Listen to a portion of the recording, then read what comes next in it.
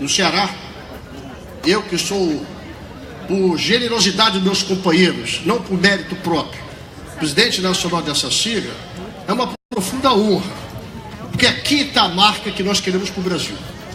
O Ceará hoje significa modelo para o Brasil, modelo de gestão, modelo de um Brasil que dê certo, modelo de um grupo político que mostre que com seriedade, com competência, com honradez, o Brasil pode encontrar o caminho certo. E é isso que o companheiro Ciro tem feito, com brilhantismo, com inteligência, honrando a cada cidadão cearense, dando exemplo para o Brasil do que nós poderemos fazer amanhã. Por isso eu me sinto profundamente honrado em poder, como presidente nacional dessa instituição, Partido Democrático Trabalhista, dizer a todos vocês do Ceará, a candidatura de Ciro Gomes é irreversível, está aqui para mudar e vencer. Com vocês, Ciro Ferreira Gomes. Já atrapalhei aí? Não me avisaram antes? Desculpe. O que eu faço? Desculpe, você não avisou. Eu sou o rei do improviso, eu nem sabia o que eu ia fazer aqui. Vai? Desculpe. Nós iríamos chamar o nosso, se Deus quiser, futuro presidente Ciro Gomes com palmas turbinadas. Palmas turbinadas para Ciro Gomes. Boa noite a todos, a todas. Obrigado. Muito obrigado a todos e a todas, e a cada um e a cada uma. A gente falar por aí afora, já me acostumei, estou animadíssimo e tal, mas falar em casa sempre é uma emoção muito especial.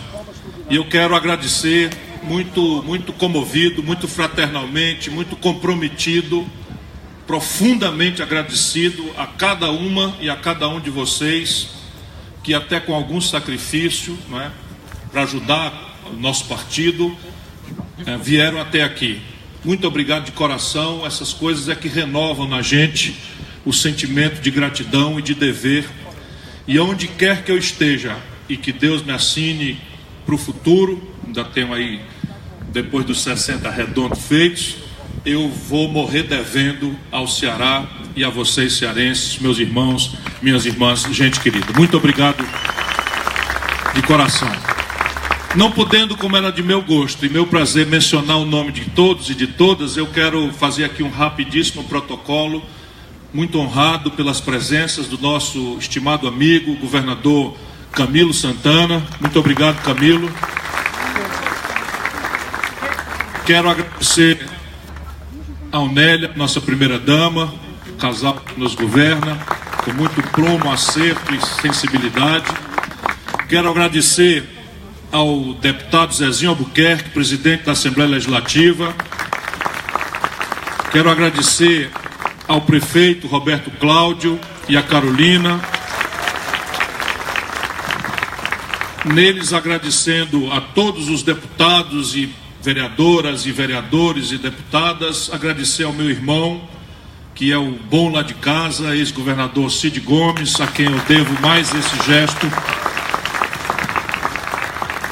Agradecer por agora pelas palavras gentis, mas vocês não têm ideia da força que esse amigo e irmão tem feito para me ajudar a apresentar um projeto ao Brasil. Muito obrigado, meu irmão Carlos Lupe. Nunca, já na minha longa vida pública, eu fui tão apoiado. Se eu não ganhar dessa vez é porque a coisa é comigo mesmo o problema, mas na minha mente dessa vez eu acho que vai dar. E quero agradecer ao André Figueiredo, nosso presidente estadual, e nele cumprimentar os deputados federais aqui presentes. Demais autoridades civis, militares e eclesiásticas, né, Manuel Duca? Veja, eu não quero lhes incomodar, mas faz muito sentido que a gente converse um pouco sobre aquilo que eu ando falando ao Brasil. Quando a gente tem sintonia com o coração do povo, salta muito claramente que a agenda do povo brasileiro é hoje com intensidades variadas, mais ou menos a mesma, do Oiapoque ao Chuí. Nos 4 cantos do Brasil por onde se anda, há uma queixa grave, há um medo do futuro, e não é para menos. Se nós somarmos os desempregados abertos que hoje a economia brasileira tem, com aqueles brasileiros que estão empurrados para a informalidade, correndo do rapa, né, das cidades por aí afora, desorganizando o comércio formal, que paga impostos, já são 27 milhões de brasileiros. Se nós olharmos ainda nesse diapasão, já são 40 milhões os brasileiros com o nome negativado no SPC. Nunca houve isso na história brasileira. 40 milhões de concidadãos nossos expulsos do crédito porque não estão dando conta de honrar as prestações exorbitantes infladas pela taxa de juros mais imoral da humanidade.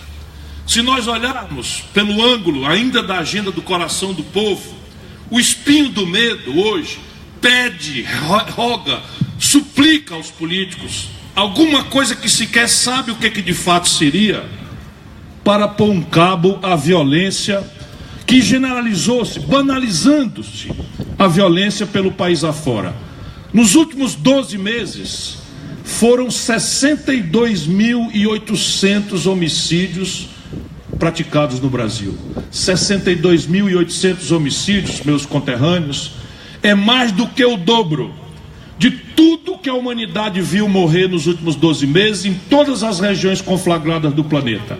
Na guerra civil da Síria, na Crimeia, na confusão do fundão da África, nós matamos no Brasil quase todos jovens, quase todos negros ou pardos, o nosso caboclo, quase todos das periferias das cidades brasileiras, e não são só das grandes cidades.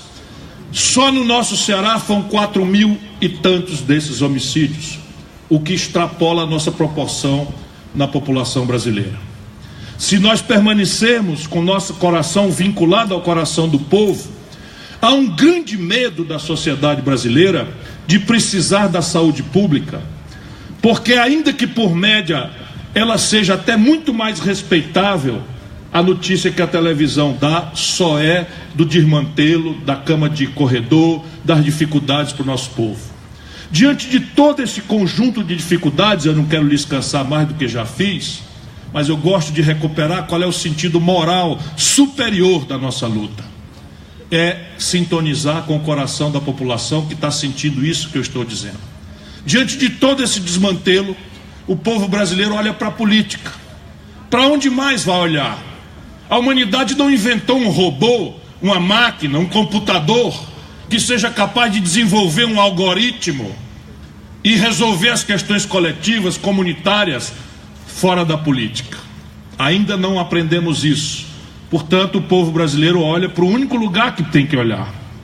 E dali, por média, o que vem, dia sim o outro também, é a notícia infame da incompetência, da roubalheira, do privilégio, que ainda ontem à noite representou numa hora em que se esmaga o produtor brasileiro, que se esmaga o trabalhador brasileiro, que se avança descuidadamente sobre as angústias existenciais dos nossos pais e avós, na iminência de aposentar ou já aposentados. Ontem à noite, esta gente que usurpou o poder no Brasil aprovou uma isenção fiscal de R$1 trilhão nos próximos 20 anos para as multinacionais do petróleo, que já levaram fraudulentamente o pré-sal, que era um patrimônio que deveria ser guardado para os nossos filhos e para os nossos netos. Todo dia, de Brasília, vem a notícia infame desta mistura macabra de roubalheira, corrupção, impunidade, privilégios, mentira. E isso tudo cria o ambiente onde nós vamos semear.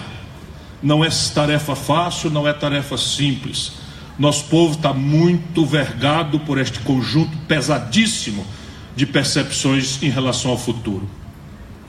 E aí, nós precisamos ajudar a população, para além das suas emergências, a entender, fora da simplificação grosseira, de que não há saída para esse conjunto teratológico, monstruoso de problemas, fora de um projeto nacional de desenvolvimento. E é o que eu ando pregando por aí afora. Cada palavra dessa quer dizer uma coisa, ou um conjunto de coisas. E cada palavra dessas quer dizer um conflito político. que nós precisamos ferir de forma civilizada, democrática, pluralista, mas com muita firmeza. Não pensem que o Brasil vai mudar na base de conversa mole, de punhozinho de renda, de palavras doces, que é com que se quer censurar o discurso verdadeiro que sai do coração do nosso povo. O projeto significa que nós precisamos recuperar a capacidade de planejar. O Brasil não sabe para onde está indo em nenhum setor. Hoje em dia, modernamente, nem uma pequena bodega consegue projetar-se para o futuro sem um plano de curto, médio e longo prazo. O Brasil não sabe para onde caminha.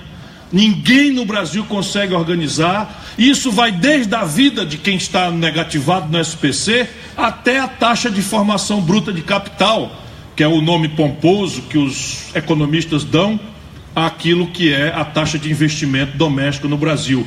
O empresariado brasileiro, o empresariado multinacional estão desindustrializando o Brasil, e a gente aqui imaginando que nós vamos atrair capital externo, fazendo uma agenda completamente estúpida como essa que se impõe ao povo brasileiro. Nacional, porque é vã a ilusão de que as condições de produzir são globais. A única coisa que é global é a informação de um padrão maravilhoso de consumo, ao qual nós justamente estamos vinculando a nossa própria busca por felicidade. É um equívoco da humanidade. Não será por aí que nós vamos ser felizes. A minha geração, que inteirou 60 anos agora, sabia que ser feliz se acontecia no ambiente espiritual, emocional, subjetivo, na paixão, na poesia, no romance, na insurgência revolucionária que a política também podia dar, numa abastança felicitante. E o Eudoro Santana, que eu cumprimento aqui também, sabe com muita concretude do que eu estou falando. Nós saímos das assembleias de estudantes para namorar depois de termos resolvido nada menos do que o problema da humanidade. E isso era felicitante. Hoje parece que ser feliz é quanto de uma expectativa de consumo, dramaticamente informada pela televisão, pela internet, nós damos conta de praticar com a renda apertada que temos. E aqui começa o gravíssimo problema estrutural do Brasil. As condições de produzir este bom, bonito e barato não são globais. É só a gente se colocar no lugar de um empresário que paga 52% para descontar duplicata em Fortaleza por ano. 52% é o juro médio que se cobra hoje de quem produz no Brasil. O do consumidor pode chegar no cartão de crédito a 486% de juros ao ano. No cheque especial do Banco do Brasil, hoje, 382% de juros ao ano. Sabe quanto é o juro do cartão de crédito nos Estados Unidos, que aqui é 486? 7% ao ano. Sabe quanto é o juro do cartão de crédito ou do cheque especial na Europa, que aqui é 382%? Na Europa é 12% ao ano. Bota para competir uma economia que se financia num juro estragado desse, com uma economia que vem de fora, financiada a juro negativo, como é há 8 anos a taxa média de juros do mundo rico. Nacional, porque as condições de tecnologia, o Brasil abriu mão de apostar numa inteligência nacional, e hoje é bem concreto o que eu estou falando. 80% da química fina dos remédios que nós tomamos, da Pague Menos, não é? Que está pelo Brasil inteiro. Eu sempre fico orgulhoso de ter uma bandeirazinha do Ceará, por onde a gente anda por aí afora, está em todo canto do Brasil. Pois bem, 80% dos remédios vendidos ali vem do estrangeiro, a química fina.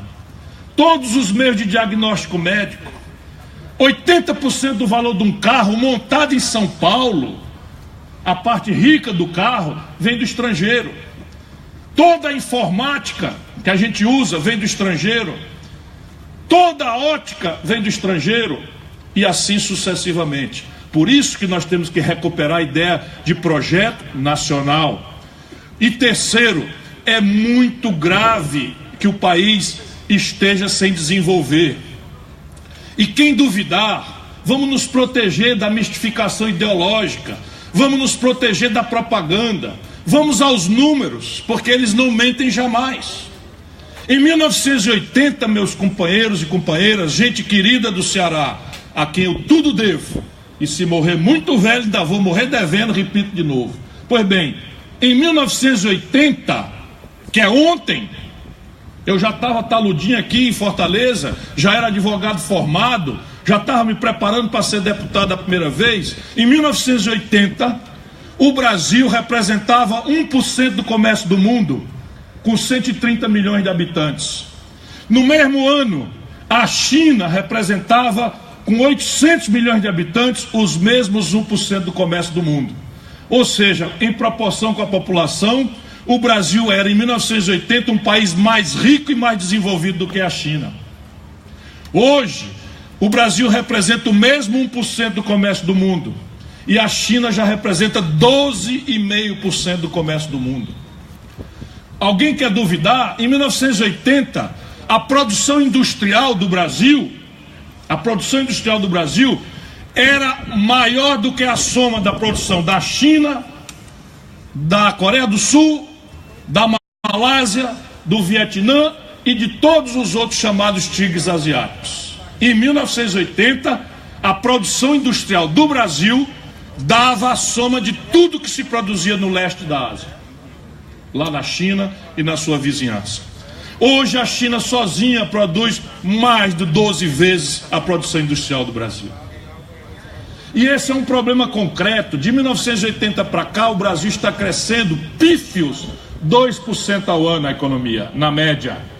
Momentos de ilusão consumista atrapalham a percepção, mas na média, de 1980 para hoje, o Brasil está crescendo 2% ao ano. E qual é o tamanho do problema? É que no mesmo período, a população brasileira cresceu 1,7% ao ano. Ou seja, cresce a economia a 2% e a população a quase 2% também, nós estamos, por cabeça, parados. Ou regredindo, porque na prática a concentração de renda no Brasil permite que nós cheguemos no ano de 2017, novembro, descambando para dezembro de 2017, com 6 brasileiros. Nada contra, não tenho nenhum problema com ninguém que tenha êxito na vida. Mas vejam os números. 6 brasileiros hoje têm a fortuna equivalente ao que possuem 100 milhões de compatriotas nossos. Quer resolver problema de violência, meu irmão? Vamos discutir a sério esse tipo de assunto. Quer resolver problema de saúde pública? Temos que tratar desse assunto. O Brasil tem a margem para resolver seus problemas, mas a perversão institucional brasileira passou de qualquer limite. Vocês ouviram bem mesmo, pode pesquisar na internet. 6 pessoas, 1, 2, 3, 4, 5, 6, soma a fortuna de 100 milhões de brasileiros mais pobres, que é metade da população. 5% dos brasileiros levam quase a metade da renda do país. E isso nos traz ao tempo presente e a necessidade de pôr em debate as soluções. Qual é o tempo presente? O Brasil vai alimentar mais uma vez, na virada do ano para o ano que vem, a mistificação, a propaganda, o exagero em cima de manipulação estatística. O Brasil de 2017, hoje, equivale ao Brasil de 2008. Nós retrocedemos praticamente 9 anos nossa evolução. Então o Brasil de 2017 está praticando um volume de atividade econômica igual ao que nós tínhamos em 2008. E quando a gente desce 10 degraus numa escada, ou chega no fundo do poço, abaixo do fundo do poço não tem nada. Então você pode até alimentar a ilusão de que vai subir 1 degrau. Mas quando a gente desceu 10 e sobe 1, é profunda e grosseira mentira, insultuosa aos desempregados, aos que estão sofrendo no país pela precarização dos serviços públicos, pelo terror da violência impune ante a impotência do Estado Nacional. É um verdadeiro escárnio você dizer que o país voltou ao crescimento. Não voltou e não voltará. Por quê? Porque 3 fatores impedem que o Brasil acelere o seu crescimento. O primeiro, já mencionei aqui o fato de que 40 milhões de brasileiros estão no BSPC. Pois bem, o nível de endividamento das famílias e o nível de endividamento das empresas do Brasil, por essa política crônica, estúpida de juro alto, simplesmente chegou ao limite do impossível de ser superado pela questão solitária do mercado, contra quem nada temos. A iniciativa privada já provou na história humana a sua virtude extraordinária. E a economia que funciona é aquela que associa o talento, a capacidade de empreender, a capacidade de identificar oportunidades do mercado, da livre iniciativa, com o Estado que, ao regular a atividade econômica, proteja a sua economia nacional das diferenças competitivas globais e, mais do que tudo, ajude a turbinar essa economia de maneira a acelerar as taxas de crescimento e de distribuição de renda, que é o fator essencial para ganhar escala no mercado. Ou seja, o capitalista brasileiro precisa aprender que o capitalismo moderno se afirma no consumo de massa. E o consumo de massa supõe renda. Na medida em que a gente estrangula a renda pelo desemprego aberto, pela informalidade e pelo constrangimento do investimento público, nós, na verdade, estamos matando o mercado privado. Nós estamos destruindo as possibilidades da iniciativa privada se expandir, porque falta a ela, sob o ponto de vista de grande escala, um mercado de consumo de massas. Pois bem, hoje, 600 bilhões de reais é o crédito de recuperação duvidosa já contabilizado na contabilidade dos bancos, que imprudentemente, ao longo dos últimos 20 anos, o Brasil permitiu a pior concentração bancária do mundo. Hoje, 90% do sistema financeiro brasileiro estão oligopolizados por 5 bancos: Banco do Brasil e Caixa Econômica, Itaú, Bradesco e Santander. Esses 5 bancos controlam 90% de todo o sistema financeiro brasileiro. E eles não são obrigados a financiar ninguém, porque o governo garante a eles a indenização pelos juros públicos que se paga. E aí está a explicação por que o Brasil precisa de um projeto que dê uma equação, uma solução para consolidar o passivo empresarial privado, porque se as famílias estão endividadas, 100% das empresas brasileiras de capital aberto não fizeram caixa nos últimos 6 meses para dar conta de pagar a prestação do papagaio vencido do banco.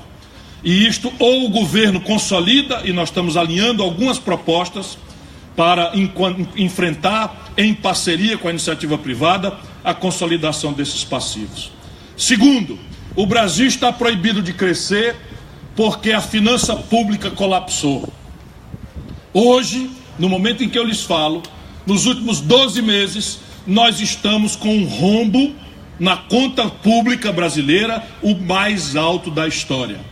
Se aproxima de 170 bilhões de reais, o que se chama nos economistas de déficit primário, que basicamente é a conta entre o que o governo arrecada e o que o governo paga, fora o serviço da dívida, os juros e a rolagem do principal que vence.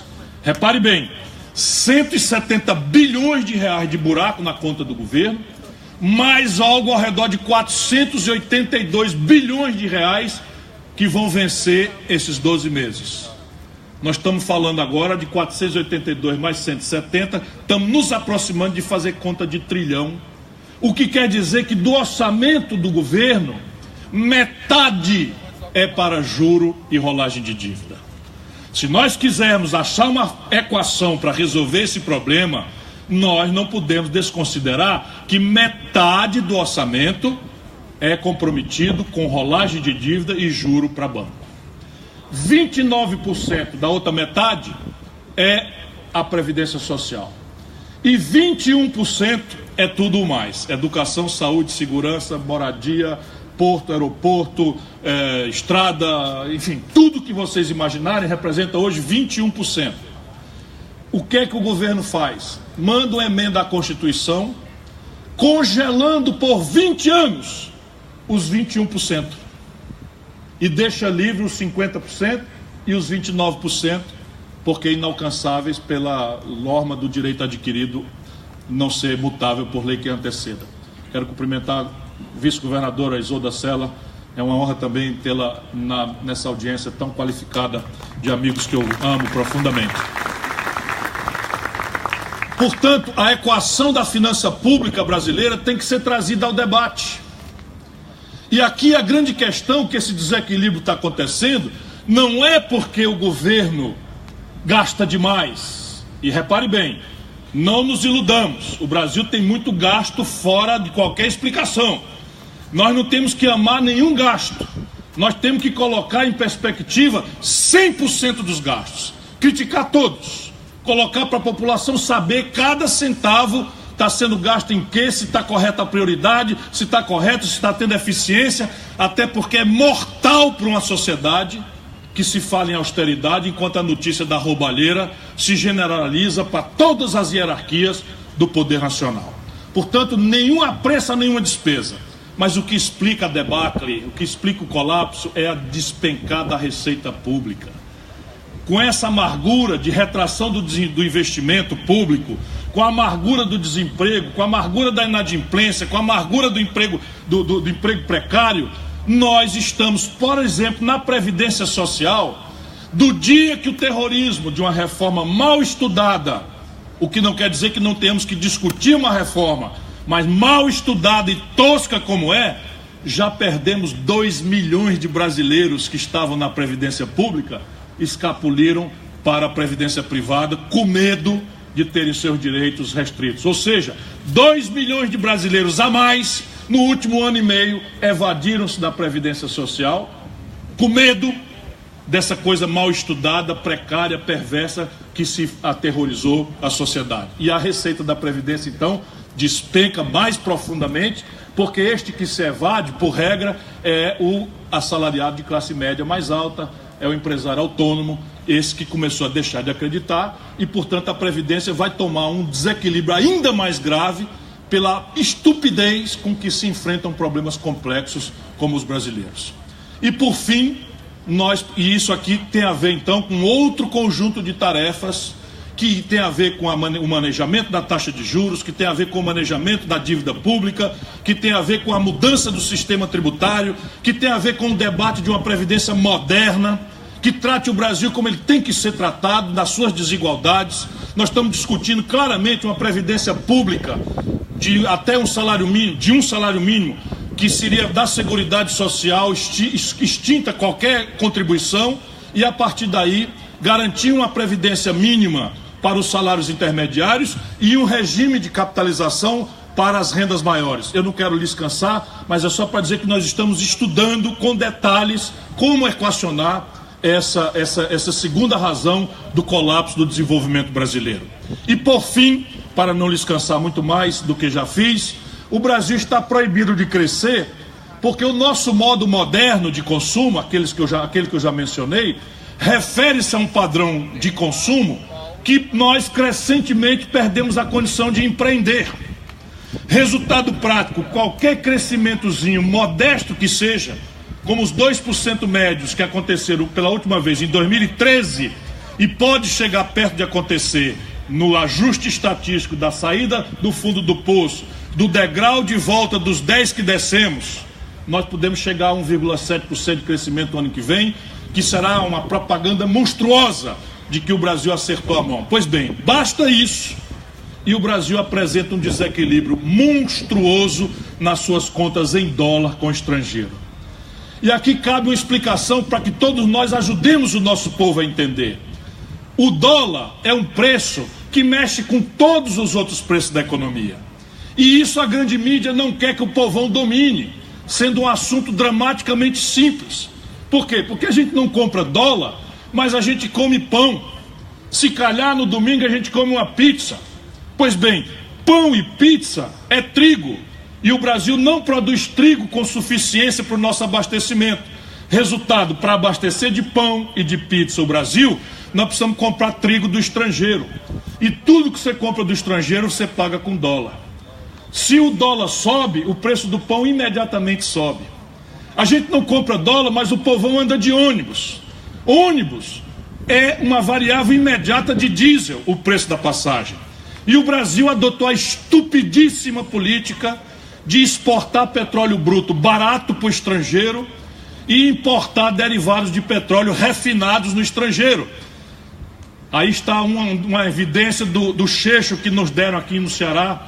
Os meus amigos Lula e Dilma deram um checho no Ceará com a promessa solene da refinaria de petróleo e traíram o compromisso com o povo do Ceará, negando o investimento que estava feito. Olha aqui a consequência. O Brasil hoje importa 60% do óleo diesel que os nossos ônibus queimam na rua. O Brasil hoje importa 60% da gasolina que a gente usa nos nossos carros. O Brasil importa quase 70% dos lubrificantes. Portanto, a gente não compra dólar, mas a gente anda de ônibus. E ao andar de ônibus, nós somos sensíveis à passagem, ao preço do diesel, que sendo importado em dólar, se o dólar sobe, o preço da passagem sobe. A gente não compra dólar, mas a gente toma remédio. Como eu já imaginei consigo, 80% dos remédios brasileiros, a química fina, os pozinhos, os líquidos, são importados do estrangeiro. Porque o Brasil abriu mão de um projeto de ciência e tecnologia, abriu mão de um projeto de compras governamentais, e só esse ano a União Federal, o governo do Brasil, tirando os estados e municípios e a iniciativa privada, vão importar 17 bilhões de dólares, gerando emprego nos Estados Unidos, na Europa e na China, no complexo industrial da saúde. Não é só remédio, cama de hospital, cadeira de roda, prótese, bengala, esses rudimentos de um complexo industrial de saúde, sem falar na coisa mais sofisticada da tomografia computadorizada, da ressonância magnética funcional, da tomografia, etc, etc, etc. Pois bem, o Brasil, na hora que cresce qualquer coisa, importa muito, e ao importar muito, nós depreciamos a nossa moeda. E aí a explicação é muito simples. Por que é que derrubou o Fernando Henrique lá atrás? Exatamente isso. Olha o filme como é picareta.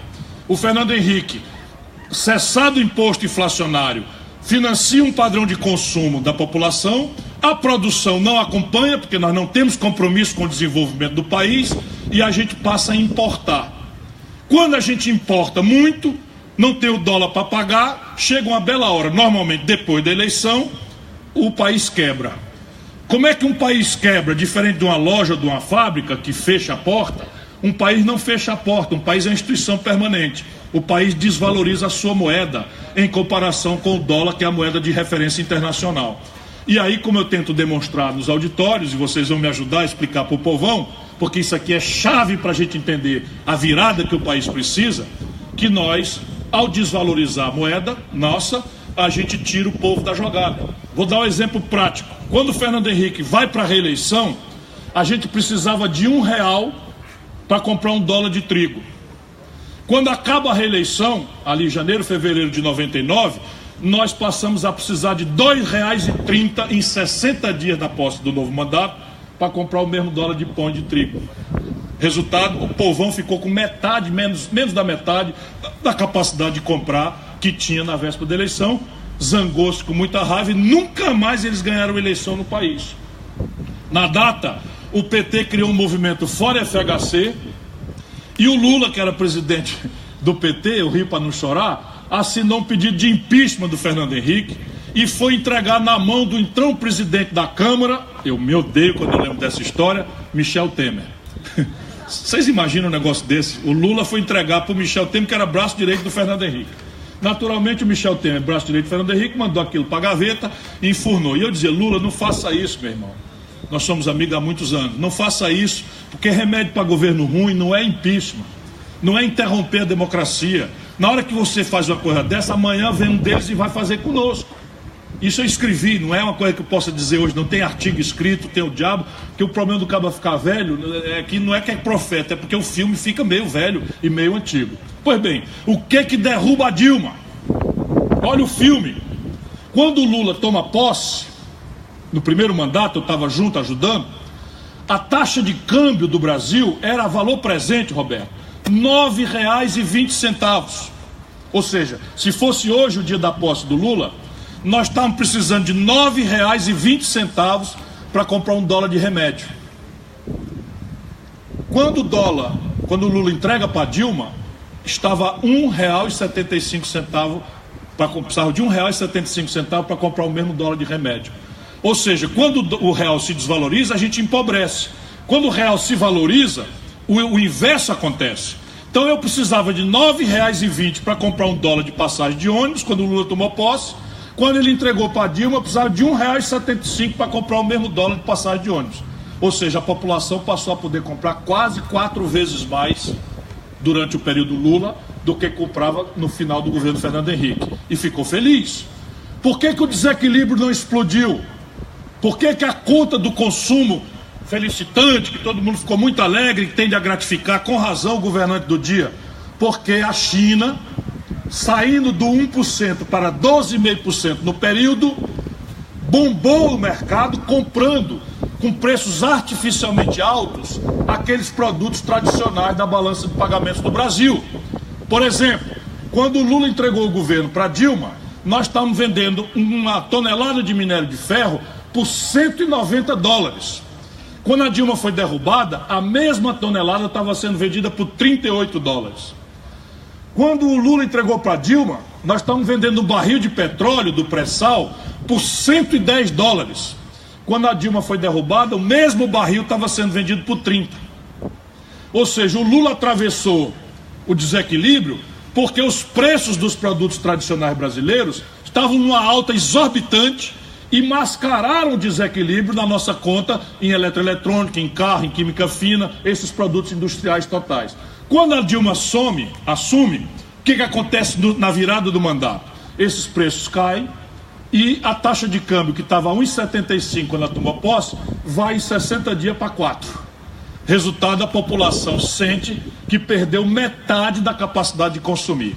Achando pouco, convoca o Levy e faz um tarifaço de energia elétrica que faz com que a energia elétrica do Brasil, que é gerada pela matriz mais limpa e barata do mundo, seja hoje a energia mais cara do planeta. Porque indexar a energia elétrica, que é um insumo essencial da produção, é só ver o que a Coelce, depois de privatizada, fez.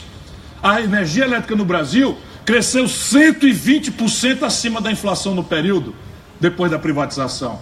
Dobrou e mais um tanto, fora a inflação. Resultado prático, a dona Dilma imediatamente perdeu o capital político dela e os cabas fizeram o quê?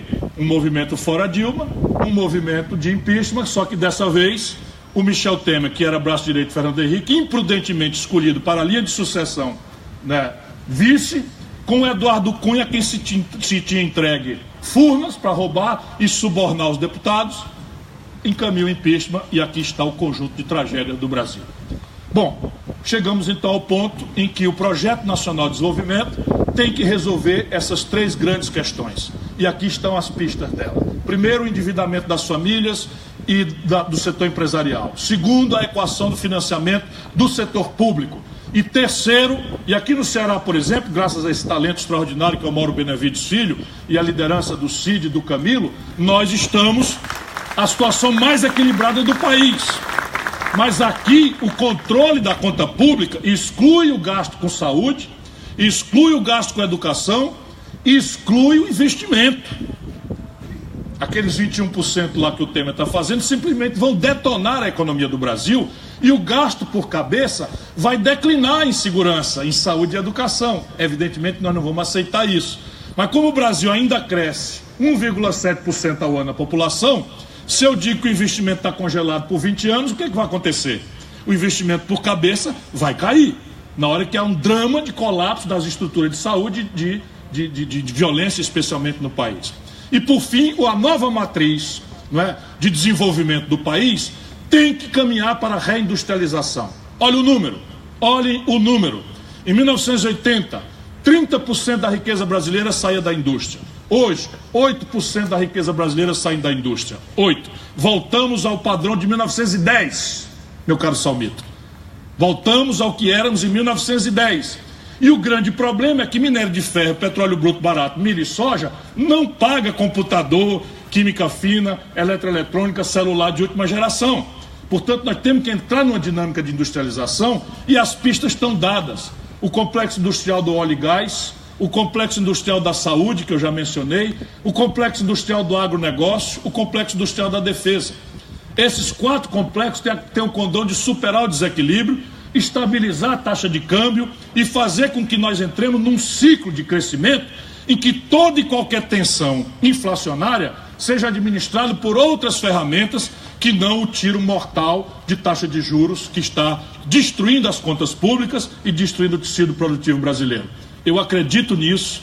Evidentemente que gostaria muito que todos me ajudassem a conhecer com mais detalhes. Eu tenho que ser mais econômico porque me apaixonei comovidamente pelo auditório, mas eu tenho a firme convicção de que se nós ajudarmos o nosso povo a impor esses assuntos como o debate a ser feito, saindo de simplificações grosseiras, de resolver problema complexo à base de golpe, de frase feita, o Brasil tem tudo ainda para virar o jogo e ser uma experiência civilizatória para o mundo inteiro admirar. É a isso que eu estou dedicado. Muito obrigado por sua atenção.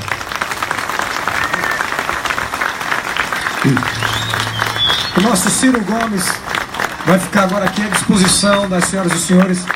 Alguma eventual pergunta? Identifiquem-se. Eu vou tentar responder perguntas. Ciro Gomes, sempre incansável e inspirador lhe ouvir. A síntese das virtudes, da autonomia, da independência, da coragem, do brilho pessoal, mas o que é mais raro e singular no país de hoje, do ineditismo de produzir ideias próprias, né, certamente engajam essa cidade e esse estado na luta que você incorpora. Muito feliz de estar aqui consigo mais uma vez. Você finalizou sua fala falando das frases simplistas, sedutoras e perigosas que rodeiam o debate da política atual. E eu queria tratar de um tema muito doloroso ao povo brasileiro, citado por você no início da sua palestra. De todos os serviços públicos que estão na responsabilidade dos municípios brasileiros, de longe, sem comparação, o demograficamente, nem falo socialmente, mais relevante é a saúde. Para dar um exemplo aqui claro em números, aqui nessa cidade, nós temos 230 mil estudantes na escola pública municipal. Temos 1.100.000 usuários de transporte público. E temos quase 2.100.000 usuários exclusivos do Sistema Único de Saúde. Dito isso, se ouve majoritariamente por setores da política brasileira, infelizmente, que o problema da saúde não reside na questão do financiamento, mas sim, e aí vai a simplista, perigosa e falaciosa redução do problema, reside no problema de gestão. Não que a gente não tenha que aprimorar, se reinventar, dar mais eficiência, mas o problema é numérico. O Canadá, que tem uma população demograficamente menos diversa, epidemiologicamente muito menos complexa que o Brasil, né? Comparando os percentuais de gasto do PIB com saúde aqui, juntando gasto público e privado, comparando sistemas nacionais semelhantes, se gasta menos de 60% do que o Canadá gasta da participação do PIB em saúde. Há um grave problema aí posto, de financiamento. Sendo esse um serviço público tão caro pelo apelo introduzido, pela necessidade do povo e pela natureza da circunstância, da procura do cidadão por um serviço de saúde, lhe faço a pergunta, também tendo em vista que em 2009 esses mesmos setores que simplificam o debate da saúde, a simplista e falaciosa frase, esse é problema de gestão, roubaram desse sistema 40 bilhões de reais. A minha pergunta ao amigo, ao nosso líder político nacional, Ciro Gomes, o que é que você pensa a respeito do financiamento dessa política brasileira que é, repito, demográfica e socialmente a mais reclamada dos municípios brasileiros? Muito obrigado. Eu que agradeço, Roberto. Você que é dublê de especialista no assunto e um prefeito extraordinário, tenho muito orgulho de ser seu eleitor. Traz a semente da resposta. O SUS é uma ideia generosa. Se no Brasil faltam planos, ideias, institucionalidades para resolver equações, por exemplo, a segurança. A segurança pública, eu estou estudando com grupos muito heterogêneos no Rio de Janeiro, em São Paulo, e profissionais de segurança, de rua, intelectuais, juízes, estão se reunindo em São Paulo e no Rio de Janeiro, especialmente. Eu me desloco, passo ali, e há uma brutal perplexidade, porque o sistema tradicional, vou dizer aqui uma heresia, está funcionando. Opa, como assim? Pois é, o sistema tradicional está funcionando. Olha aqui os números, até para meu susto. O Brasil tem hoje 700 mil presidiários. 700 mil presidiários. Esta é proporcionalmente a maior população carcerária do mundo. Em termos absolutos, nós só perdemos para os Estados Unidos, que tem 300 milhões de habitantes. O Brasil já tem uma população carcerária de 700 mil presos. Ou seja, para 700 mil criminosos, ou assim acusados de, a polícia já prendeu, o Ministério Público já denunciou, o juiz já condenou e o sistema prisional já segregou. E isso tudo é um fenômeno relativamente recente, dos últimos 10 anos. Essa explosão da população carcerária.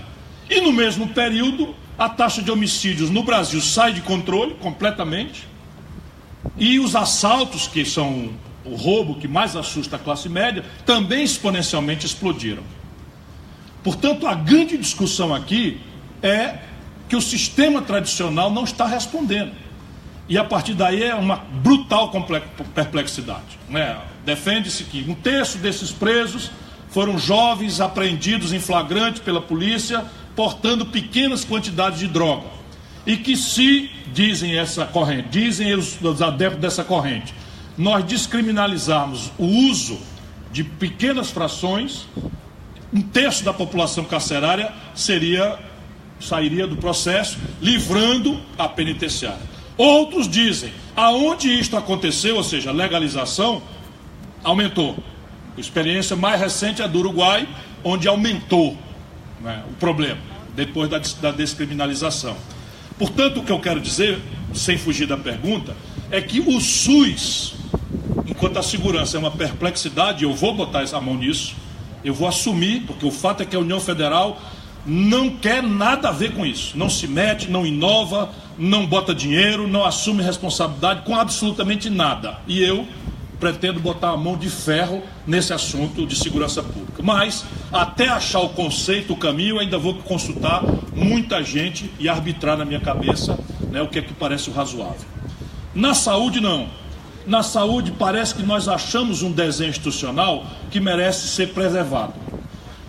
O anúncio generoso, embora ainda não muito longe de ser praticado, de que todo brasileiro, em qualquer nível de complexidade, sem qualquer tipo de condicionalidade, tem direito a uma atenção complexa de saúde que seja provida pelo Estado gratuitamente, é uma ideia muito generosa que nós temos que prover.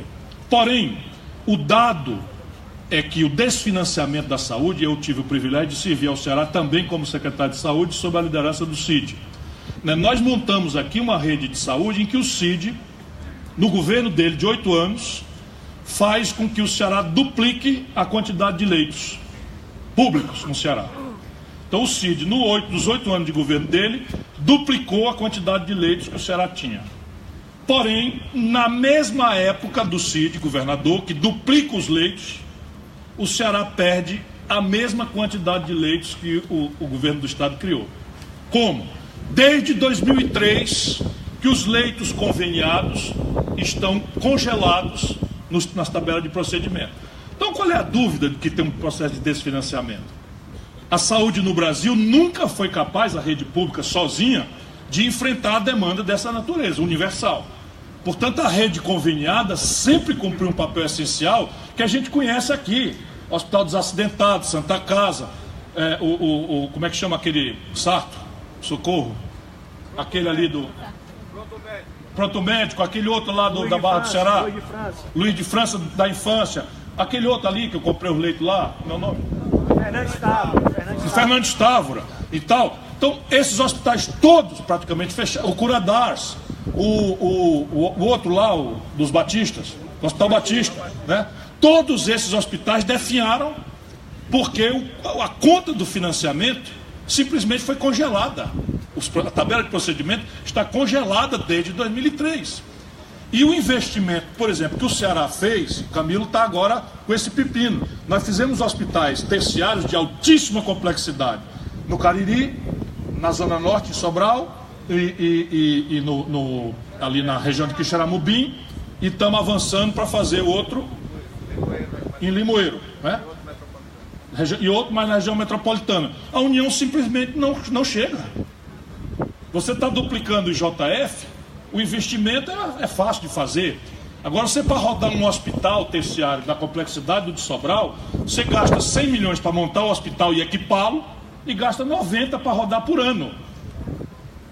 E a União simplesmente não comparece, desertou de qualquer funcionalidade. E, ao contrário, prefere fazer o clientelismo. E não tem critério. O per capita do Ceará é muito mais baixo do que o per capita do Rio de Janeiro. O por cabeça, não estou falando que é merecimento maior ou menor do Rio de Janeiro ou menor. O per capita da Bahia é muito maior do que o per capita do Piauí. O por cabeça, quer dizer, o que a União repassa, porque prefere o clientelismo, a roubalheira, né, o privilégio, e aí não há dúvida nenhuma de que existe um problema entranhado na administração pública brasileira. Mas, evidentemente, não há padrão de gestão possível de ser alcançado sem um redesenho da equação de financiamento do Estado Nacional Brasileiro. E nesse momento, isto é praticável, penso eu, porque o Pacto Federativo Brasileiro está rasgado. No momento em que nós nos reunimos aqui, a gente precisa dar um pouco de valor aos nossos tesouros locais. Nesse momento em que eu lhes falo, 21 dos 27 estados brasileiros estão com a receita abaixo da despesa. E o Ceará é o estado mais sólido fiscalmente do Brasil. A nossa crise aqui é na taxa de investimento, mas o Camilo está investindo 11%. O disparado maior volume de investimento do Brasil, 11% da receita corrente líquida. Mas olha o tamanho da crise, eu acho que o Cid chegou a investir 25, 26. Então repare bem, ou a gente aproveita este momento de colapso, Rio de Janeiro picando salário para pagar salário, o Rio Grande do Sul picando salário, Minas Gerais picando salário, e São Paulo só não está hoje atrasando funcionário por duas razões. Atenção, servidor público cearense, 4 anos que eles não dão reajuste aos funcionários de São Paulo, faz 4 anos que não tem reajuste, não é? Com a inflação que chegou a 12% num período de 2 anos, mais recente, mas alto de 6%, tem uns 20% de perda salarial na veia do conjunto. E por esses milagres que o judiciário brasileiro, ou parte dele naturalmente, produziu, São Paulo conseguiu uma liminar e passou 8 meses sem pagar a dívida. E quando a liminar, que era flagrantemente ilegal, caiu, pegaram o não pago e capitalizaram por fim. Ou seja, São Paulo ficou 8 meses sem pagar a dívida. Assim é garapa, né? Assim o Camilo ia resolver aqui os problemas até de beleza da feiura da gente, né? Da minha, no caso. Mais alguma? Ciro. Oi. Manuel Linhares. Manuel Linhares. Presidente da BH Nacional. Conterrâneo está presidindo a BH Nacional. Pela primeira vez em 81 anos, o primeiro cearense, como você, nós vamos confiar que você vai chegar à presidência da República. Está bem pertinho, papai. Bem pertinho. Meu presidente, falando agora de turismo, o Ceará hoje é exemplo para o Brasil. Nós, no Brasil, hoje o orçamento da Embratur é quase o orçamento de divulgação, o que o nosso governador hoje divulga o Ceará lá fora. Eu pergunto, como isso está errado? O México, Cancún, com 32 quilômetros de praia, recebe 4 vezes o que o Brasil recebe. E nós, o Nordeste, essas praias maravilosas, o Sul com a sua beleza, o Centro-Oeste com o Pantanal, Amazonas, isso não era a hora da gente olhar para o turismo e dar um basta esse desemprego, olhar para essa indústria que se chama turismo? Sem nenhuma dúvida, Linhares. De novo uma pergunta que, tão inteligente como formulada, traz a semente da resposta. Vamos aos números, que eu me dedico muito a estudar essas coisas para ver se é possível a gente fazer diferente. Para gerar um emprego industrial, a gente precisa de um investimento médio de 15 mil dólares, algo ao redor de 45, 50 mil reais. Para gerar um emprego na agricultura irrigada, a gente precisa de algo ao redor de 6, 7 mil dólares por hectare, quer dizer, por emprego. Para gerar um emprego em turismo, nós precisamos entre 1.500 e 2.000 dólares de investimento. Portanto, o Brasil precisa de uma indústria, estrategicamente, por aquela conta-efeito de equilíbrio das contas externas. Mas o turismo internacional, com muito mais baixo investimento por cabeça, também acode esta conta. E o Brasil está atolado entre 5 e 6 milhões de turistas por ano, estrangeiros, há anos.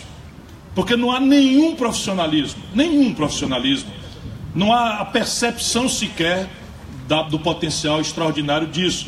Num destino, que evidentemente que tem problemas muito sérios, mas é um destino em que as áreas segregadas para a visitação turística têm uma diversidade muito rara de ser encontrada por aí afora. Então você tem, no dia 31 de dezembro deste ano, Paris espera 10 milhões de pessoas vindas do mundo inteiro. 10 milhões de pessoas num dia. E a estrutura de Paris, né? Maravilhosa Paris como não é uma estrutura que pudesse responder à diversidade. Por isso que a gente aqui no Ceará precisa entender, na contramão dessa estupidez nacional, de que praia sozinha não resolve não, porque praia sozinha tem em todo canto do mundo. O que resolve são elementos de retenção, equipamentos, museus, serviços, aquário, planetário, são essas coisas que retêm turista e que o perfil do turista qualifica. E isso, evidentemente, tem que ser uma política nacional muito poderosa, conterrâneo. Segura as pontas desse mandato aí, que se der certo para nós vamos conversar muito sobre isso, porque, mais ou menos, é o que nós fizemos no Ceará. Eu tenho uma certa alegria de ter sido um pouco pioneiro na percepção, né, desse potencial extraordinário que depois se revelou, né? Como uma gente maravilhosa como a nossa, uma natureza bem desenhada como a nossa, trata-se de profissionalizar, com estrutura, com equipamento, com capacitação, e atacar aquilo que o Camilo está finalmente conseguindo fazer, que é a inconsistência da malha aeroviária imposta pelo lobby de um oligopólio aqui. Nós praticamente, grandes emissores americanos passam aqui em cima para ir para São Paulo, passar 2, 3 horas para se desvencilhar de alfândega e não sei o quê, para voltar para cá 3 horas depois. Isso não é razoável, não vai acontecer. Portanto, transformar o Ceará num hub, não é, que tenha alternativas de voo, as pessoas vão começar a descobrir, especialmente na Europa, que você tem a possibilidade de acessar um paraíso tropical de sol o ano inteiro, com um agente especial, com uma culinária maravilhosa, com artesanato especial, com cultura, com identidade cultural absolutamente fantástica, com 7 horas de distância. Isso, sem dúvida nenhuma, tem potencial de explodir. Aí você imagina a Amazônia, outro ambiente. O Rio de Janeiro, né, outro ambiente. Foz do Iguaçu, outro ambiente. O Pantanal, outro ambiente. Para quem conhece o Brasil como eu, assim, com detalhes, isso é uma coisa extraordinária. O Brasil pode multiplicar por 5 a quantidade de turistas num mandato de 4 anos. Eu não tenho a menor dúvida disso. Boa noite. Pedi aqui o marido para segurar a minha saia por causa do vento. Eu não sou assanhada assim não, viu, presidente? Meu nome é Iris Gadelha. A minha pergunta é mais simples do que a a prefeita de Alto Santo. Essa mulher valente, guerreira, enfrentou e derrotou e destruiu o que há de pior na política do Ceará. Eu falo não, porque eu me trem todinha. Você não está só não. Obrigada. Minha pergunta é mais simples do que a do meu colega Roberto Cláudio, é apenas para saber do senhor qual a sua visão acerca da posição desses benefícios que chegam à população mais pobre. Eu queria que o senhor me retratasse aí no seu conhecimento como ficaria a nossa situação após sua posse como presidente da República. Obrigada. Veja, a rede de proteção social que foi montada no período do Lula, aproveitando experiências tópicas que aqui e ali vimos, ele consolidou e criou uma rede de proteção social sem par na história do mundo. É uma política muito importante, mas é uma política social compensatória. Então, o que é que eu quero dizer? É preciso manter isso, porque não dá para discutir estratégia de desenvolvimento com o nosso povo passando fome. E nós que somos do sertão sabemos como era. Uma seca dessas, braba do jeito que foi, 4, 5 anos de seca. O que é que a gente assistia? Era saque nos mercados do interior, a gente olhando sem poder fazer nada, o povo realmente morrendo de fome, e a nossa capital, né, com pessoas humilhadas, com a mão calejada do trabalho, pedindo coisa. Então, esse conjunto de políticas, elas têm uma funcionalidade humana que tem que ser garantida. Eu sou indignado com quem fala mal disso, porque não sabe o que é o drama de você não ter o que dar de comer para um filho. E a gente que visitou o interior a vida inteira, a gente sabe, chegar ali de manhã, a mulher tem um pedacinho de pão e molhar na água para o menininho comer o pãozinho já seco. Eu cansei de ver isso e assim, parte da minha indignação, que eu não quero nunca largar, é de ter testemunhado isso nos sertões do Sobral e da região norte. Isso mudou, isso tem que ser preservado. Entretanto, nós temos que introduzir uma dinâmica de empreendedorismo e empregabilidade nesses universos, porque o que bota uma nação para frente é o trabalho decentemente remunerado, não é política social compensatória. Ela terá que ser mantida como segurança alimentar, mas é preciso introduzir caminhos de empreender e de empregabilidade para que nosso povo avance na direção do que ele merece, ser bem remunerado pelo trabalho. Boa noite, doutor Ciro Gomes. É um prazer enorme estar aqui. É um prazer enorme estar aqui ao lado do senhor, ao lado de personalidades do Ceará. E eu vou fazer uma pergunta para o senhor. Se o senhor for eleito presidente da República, eu quero saber se o senhor vai mudar a maneira como as pessoas são admitidas nas universidades públicas federais ou se o senhor vai manter o Enem mudando alguma coisa. O Enem, na verdade, é uma ideia que estava no meu programa de governo das eleições de 98. Não tinha esse nome, mas eu achava uma aberração, porque eu passei por esse itinerário, que alguém que tivesse estudado a vida inteira, né, chegasse num dia ali, nervoso, mal alimentado, porque está com uma dor de cabeça, botasse tudo a perder, o esforço dos pais, o sacrifício de quem veio como eu morar numa pensão ali na Avenida do Imperador, esquina com São Paulo, né? Então eu achava que era muito mais razoável que você abrisse o acesso às universidades por um conjunto de provas e títulos, né, que apurasse a evolução escolar e que o estudante viajasse. É evidente que nós temos que ampliar o ensino superior. Eles ficam muito zangados comigo porque eu levanto números e eu cheguei a um número absolutamente chocante. O Brasil, se nós juntarmos todas as universidades públicas e privadas, tem hoje ao redor de 18% de matrículas entre os garotos de 18 a 25 anos. A Colômbia, que é muito mais pobre do que o Brasil, já tem 42%. Então o Brasil está precisando ampliar, evidentemente que sem perder o controle, porque parte dessa expansão recente no Brasil, na conta de FIES, de ProUni, se deram para Arapucas, que gerou um novo tipo de gangster, né, que é o gangster que explora o ensino superior sem dar de volta qualificação nenhuma e não é responsabilizado por nada em relação a isso. Portanto, sim, eu pretendo manter e aperfeiçoar o Enem. Boa noite.